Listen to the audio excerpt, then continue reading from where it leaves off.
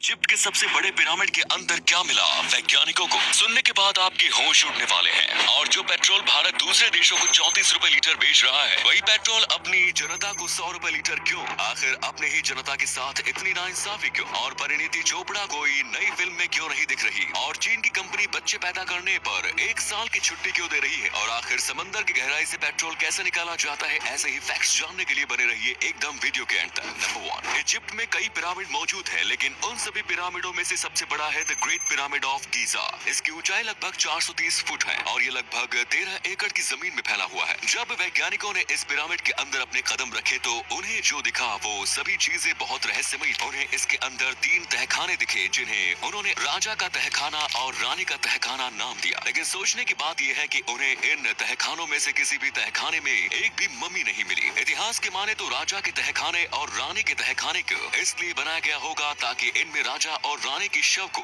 Mummy बना के रखा जा सके, लेकिन उन्हें इस पिरामिड में एक भी मम्मी नहीं मिली। इससे ये पता चलता है कि राजा और रानी की शव को जरूर इस पिरामिड में किसी ऐसी खुफिया जगह रखा गया है जिसके बारे में किसी को नहीं पता। मिस्र के बारे में शादियों से रिसर्च कर रहे वैज्ञानिक एंड्रू कॉलिंस के मुताबिक इस पिरामिड में सिर्फ 3 तहखाने नहीं बल्कि कई सुरंग, गुफाएं और रूम्स मौजूद हैं। उनका ये कहना है कि इन पिरामिड्स को इतनी खुफिया तरीके से बनाया गया है कि सब कुछ सामने होकर भी हम इन पिरामिड का रहस्य नहीं समझ सके। एंड्रू कॉलिंस का कहना है कि इस पिरामिड के नीचे की दुनिया और ज्यादा खतरनाक है और हम चाह के भी उस दुनिया तक नहीं पहुंच सकते। एंड्रू कॉलिंस ने एक खुफिया गुफा का पता लगाया और पिरामिड के अंदर जाने की कोशिश भी की, लेकिन उस अंधेरी गुफा में बहुत बड़े बड़े गड्ढे हैं जिसमें गिरकर किसी की भी मौत हो सकती है। और यही नहीं, वो गुफा चमकदारों का घर है, जिस वजह से वो आज तक पिरामिड के सीक्रेट्स तक पहुंचने वाली उस गुफा के बिल्कुल अंदर जा ही नहीं पाए। नंबर 2, आखिर क्यों भारत पूरी दुनिया को 34 से 40 रुपए पर लीटर के हिसाब से पेट्रोल बेच रहा है और वही खुद की जनता की जेब ढीले कर रहा है? इसका जवाब आपको शायद गुस्सा दिला दे। सबसे पहले तो ये जान लीजिए कि इंडिया बाकी देशों से अपने देश में कच्चा तेल मंगवाता है और उसी कच्चे तेल की रिफाइनिंग करके पेट्रोल और डीजल निकालता है। फिर पूरी दुनिया के देशों को इसी पेट्रोल और डीजल को सिर्फ 34 से 40 रुपए के दाम पर बेचता है। असल में जब भारत से पेट्रोल किसी और देश में बेचा जाता है तो इस पे टैक्सेस बहुत कम लगता है। वहीं जब भारत का पेट्रोल भारत के ही जनता को बेचा जाता है तो इस पे लगभग 69% टैक्सेस लगाए जाते हैं, जो किसी भी देश की तुलना में सबसे ज्यादा है। और इसी 69% टैक्स की वजह से भारत की जनता को अपने ही देश का पेट्रोल खरीदने के लिए बहुत महंगा दाम चुकाना पड़ता है। नंबर 3, पेट्रोल और डीजल, इनसे मिलने वाला टैक्सेस किसी भी देश की सरकार के लिए मानो खजाने जैसा होता है। लेकिन क्या आपने कभी पेट्रोल या डीजल भराते वक्त एक बार भी ये सोचा है कि आखिर ये पेट्रोल और डीजल समुद्र से कैसे निकाला जाता है? अगर सोचा है तो जवाब आपके सामने है। पहली बात तो ये कि समुद्र से पेट्रोल या डीजल नहीं बल्कि कच्चा तेल निकाला जाता है, जिसे फिर रिफाइन करके पेट्रोल और डीजल मिलता है। सबसे मुश्किल काम होता है समुद्र के अंदर उस जगह को ढूंढना जहाँ पर तेल मौजूद है। समुद्र के अंदर तेल ढूंढने के लिए कई मशीनें हर समय लगी रहती हैं और उसके बाद जहाँ इन मशीनों के पता चलता है कि किसी जगह पर तेल मौजूद है, उस जगह पर ड्रिलिंग का काम शुरू कर दिया जाता है।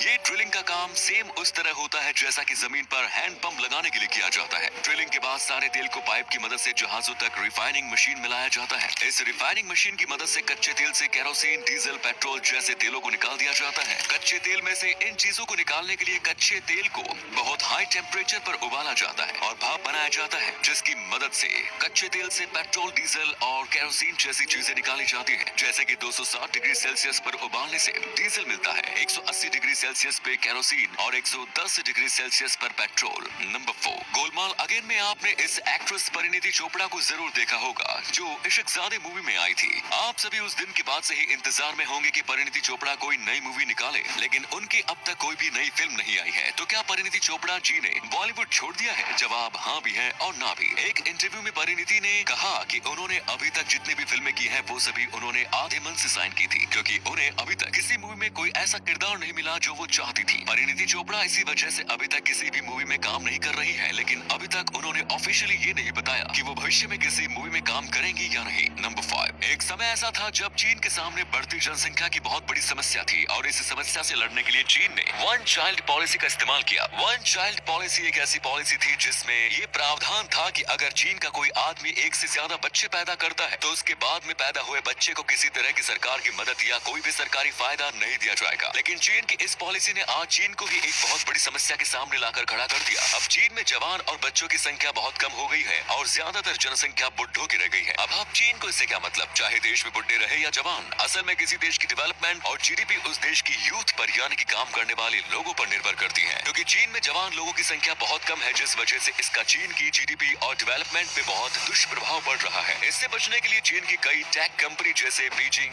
डेविनोंग टेक्नोलॉजी ग्रुप अपने कर्मचारियों को तीसरा बच्चा करने पर बहुत सारे बम्पर ऑफर दे रही है। कंपनी इसके लिए कर्मचारियों को 90,000 युआन यानी कि करीब 11.5 लाख रुपए नकद के अलावा साल भर तक की छुट्टी दे रही है। नंबर 6, आप बताएं स्क्रीन पर दिख रहे इस सिक्के की कीमत कितनी हो सकती है? 10,000 रुपए, 10 लाख रुपए या 10 करोड़ या 50 करोड़ से भी ज्यादा? असल में इस सिक्के की कीमत आपकी सोच से कहीं ज्यादा है, 138 करोड़ रुपए। इसके साथ ही ये सिक्का इस दुनिया का सबसे महंगा सिक्का है। असल में ये 1993 में बना हुआ डबल ईगल अमेरिकी सोने का आखिरी सिक्का है, जिस वजह से एक ऑक्शन में इस सिक्के की इतनी महंगी 138 करोड़ की बोली लगाई है। वाह! तो दोस्तों, उम्मीद है वीडियो पसंद आई होगी। इसी के साथ वीडियो को लाइक करके अपने दोस्तों में शेयर